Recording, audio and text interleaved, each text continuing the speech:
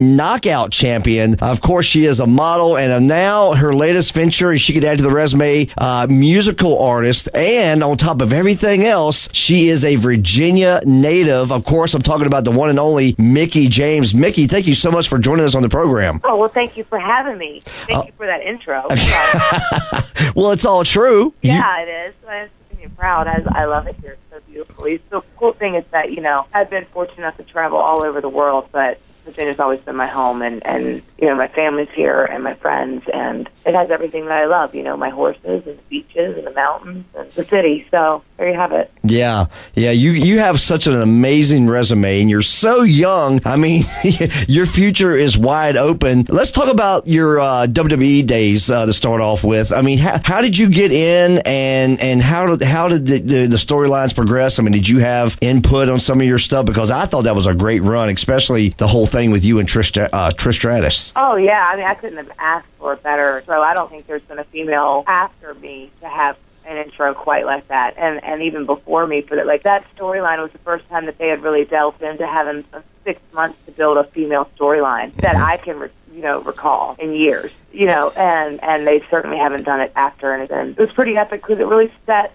the standard of who I was going to be in the company, and then as a female in this industry, they're on out, So yeah, but it was a long road to get there. It took me 7 years to finally make it to WWE TV. Look, it took 5 years, 4.5, 5 years to even get noticed. I started at a small school outside of Manassas, and it was, learning to take the bumps and the bruises and everything else. Eventually worked my way up the scene and kind of made a name for myself on the independent scene enough to where WWE finally, took notice, or I just nagged them and bothered them until they finally would pay attention. One of the two. Whatever it takes. It takes. Well, No, and it was cool. I mean, it was great. Like, I was in between. I had actually debuted on TNA TV at the time and was working angles there and was doing this thing with Raven and CM Punk at the time and Julio De Niro. And a lot of people don't know that, or they don't recognize that. But yeah, and then I got signed to WWE TV in between contracts, or out of that contract, and then I went to developmental for 2.5 years and just kind of sharpened my skills. But it's like a little tuck and hide place, right? Like there, we can hide you. Yeah. For about 2 years. Yeah, and it was great, but it was cool. Love Louisville. Well, I tell you, I'm so glad you finally made it to the big leagues. Before this interview, me and Mickie were talking about how we used to work together back in the days, and I tell you, it's just kind of cool because you made it. I mean, I saw your potential back then, and when I saw you on WWE TV and then of course in TNA, I gotta say though, right off the get go, I think AJ Lee is kind of ripping you off a little bit with the skipping with her skipping to the ring and the whole psycho act, because you had that first. That's not the first time. I get told that a lot, and you know what? If that's true, then imitation is the best form of flattery. And obviously, I was doing something right if they decided to, if it was one of those hey, let's kind of do that again because it really worked the first time. Yeah, and it's really working for her, I guess. I mean, it's crazy because I feel like she's the one character that they've really put some time into as far as the female side. She's the only one that they've really put a lot of time into to kind of develop. Yeah. And with something that, and I wasn't the first one to do the crazy character, but I was the first one to do it the way I did it. You know what I mean? Yeah. So hopefully, maybe she's the first one to do it the way she did it without the skipping and the crushes, the single white female thing. Yeah. Yeah. I mean, but if it's broke, don't fix it. I would love to see you go back. No, that's not the saying. What's the saying? If it ain't broke, don't fix it. If it ain't broke, don't fix it. Yeah, but I think you did it better, and I would love to see you back in WWE, and y'all two would have a great feud. I can just see AJ and Mickie at WrestleMania. It would be fantastic. Oh well, thank you. That would be incredible, and of course, that would be absolutely incredible. But who knows? Yeah. That would be, I think, it's crazy because a lot of fans ask me that, and that's what the consensus seems to be. It's something that they want to see. So, who's to say, maybe if they want it bad enough and they keep going after it, and, obviously I'm not the one to tell, right? But you never know, perhaps that could come to fruition. Well, I'm starting to campaign right now, Mickie. I'm telling you right now. I'm starting to campaign right now. And we'll send it to Vince. Mickey to WrestleMania. That's what we're going to call it. Mickey to WrestleMania, because I want to see it. Because I'll be honest, I miss seeing you on the screen. I know you got this musical career that's kicking off. It's on fire. So we'll get into that in just a little bit. Are you planning eventually to go back into wrestling, or is that your past right now? I mean, kind of what's your thoughts on that? It's not, it's one of those things like coming out of TNA.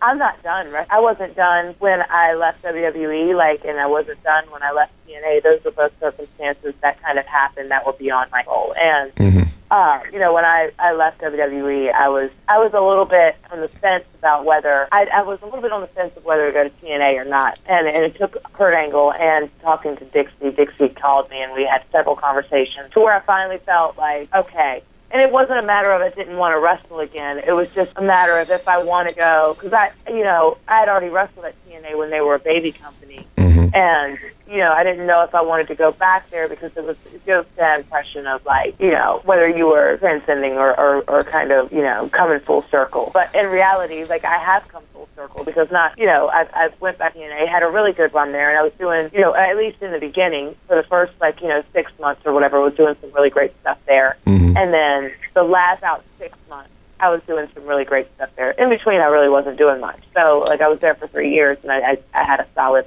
cool things for about a year, I think, that I was doing there. And when I finally turned heel, it was so fun for me because that was something that I'd wanted to do for a while. I kept asking.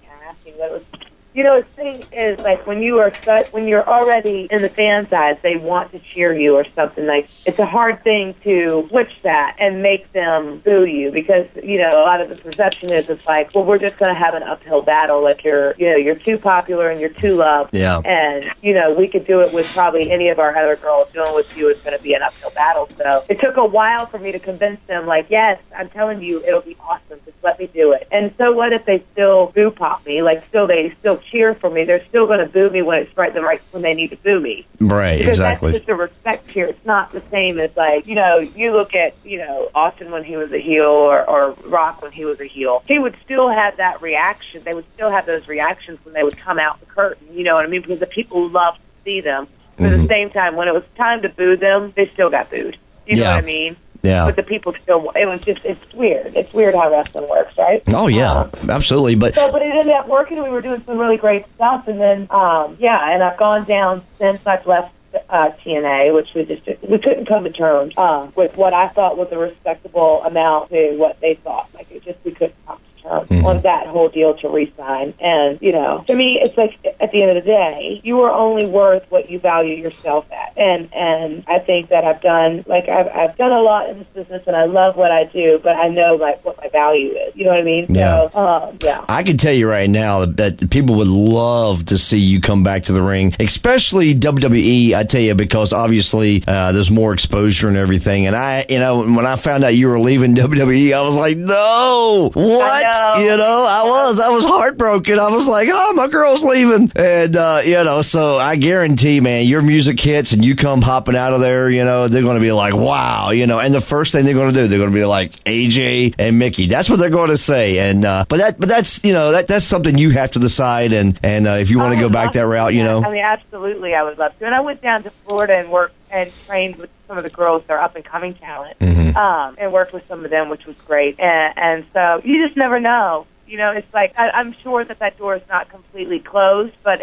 I guess I need to, work some magic. I need to call on my fairy godmother is what I need to do. Maybe that's what you need to do, whatever it takes. Well, let's talk about your music career, because obviously you've had a fantastic wrestling career, but this music is fairly new, and you put out some good stuff. You described your record and your CDs as kind of a rock and country mix. Kind of explain the background on that and some of your musical influences. Oh God, I grew up listening to a little bit of everything, honestly. And country music really became a part of my life, as far as when my stepdad really introduced me to country music. Just before, my mom, she was very poppy, she was pop, and then I also listened to a lot of rock, or at least Southern rock, or what we call rock, and those days. And so all of those influences, I think, really have helped mold this first, the first album when I went to Nashville, it was kind of with a handful of songs that I'd written on the road. I started like writing songs. I mean, I played the violin for 5 years in high school, and that was probably the extent of my musical background, right? And, I'd written a lot. Like I wrote a lot of poetry, short stories, stuff like that. And then I noticed in the latter part of my WWE run, about late 2008, early 2009, around that time, I started to write, because we're on the road so much, right? So you're in the car. After the show, you still have, 200 and some miles to drive to the next town. And this is Friday, Saturday, Sunday, to TV Monday, and sometimes to SmackDown TV on Tuesday. So it's a lot of time in the car by yourself, right? And I just realized that I started coming up with these lyrics, and they were songs on the radio or to just melodies that were popping in my head, and I could have gotten them from somewhere else, another song. That's kind of how it works. And I just started writing, and I wrote a couple songs. And a lot of people, I used to, when I was younger, if you remember the A-side, B-side. Oh, sure, yeah. You can plug your microphone in. I used to make these sweet mixtapes for my mom. The good old days. I would play it, on the A-side, Whitney Houston's I Will Always Love You. Oh, yeah. No, but like different songs, like what I was really digging at the time. I played on the A side and recorded on the blank side, B side for my mom, and sing my little heart out in my bed. Wow. I'm sure it was, that was fun, but I'm sure it was for her going to work the next day. Sweet little mixtape. No. So then, and I was just like, you know what? I had like a handful of songs. I had about 10 songs, and I started to work with some artists here locally, like Tommy Wood and Danny D, local artists.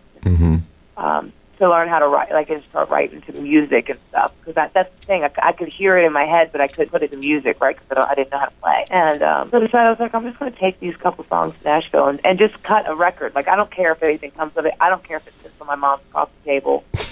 But I want to do it, this is something that I've always wanted to do since I was a little girl, and it's the one thing that I've never really gone after because I had no idea how to. Yeah. And, I went to Nashville and started, that was late 2009 probably, and just started making connections and talking to people, and the first person to really, kind of dig what I was really, really doing was Kent Wells, who plays with Dolly Parton, goes over with her, he does her records as well. Oh, wow. And he's like, you know what, I really dig what you're doing, and I say we take 2 or 3 of these songs and play that, but we make a full-on album. And that was really my first swing, and that was completely, not under a label. It was all by, myself, and really just kind of try to make what I thought, was going to be great. And it really was, for the first, without any direction, any real direction or whatever behind us in any real experience. I thought it was a pretty great record, and it really did, help me get more comfortable and stuff. And then out of that, I started growing, and I worked on that one myself, and that's when I got released from, ironically, about a week after I released the record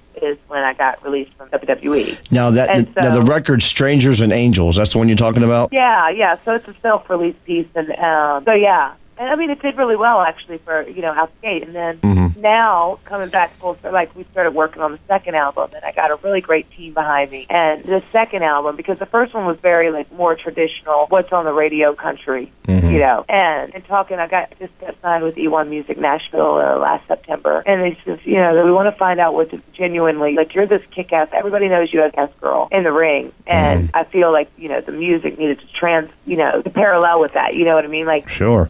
I love my ballads and everything else, and I do have a few really great ballads on there, If I Can't Be Me and Kurt's on it. But for the most part, we added some guitars, we added drums, we really rocked this one out to where, to me, it's more like country rock or what we used to know as southern rock, Yeah, It's pretty awesome, actually. And my producer was R.S. Field and Jamie Lee Thurston. They did an excellent job, and I think they really captured my vocals on it. It's exciting, to have the label, and then we shot the music video, and then a half video, and do all those lyric videos then after. And it's been definitely a whirlwind, and we're already talking about what we're going to do for the third album. So, well, that's just fantastic. I tell you. Well, wrapping things up, Mickie, because I know you have to go, but I would love. I'm putting this out here too. I'm starting to campaign for this as well. I would love to have you, one, in the studio with us here and do some acoustic stuff, and 2, I would love to get you booked here in Harrisonburg because it would be great. I would love to come see you in person and play in person, and I know all our listeners would just come out in droves, come out and see Mickie James play live. So if I can make that happen, I love it. Yes, if I can make it happen, I'm going to try to get you booked right here in Harrisonburg or the surrounding areas. And then if you do, we'll put a little promotion together and everything and really push the CD. And I'm telling you right now, it'd be a packed house. It would be sold out within 24 hours.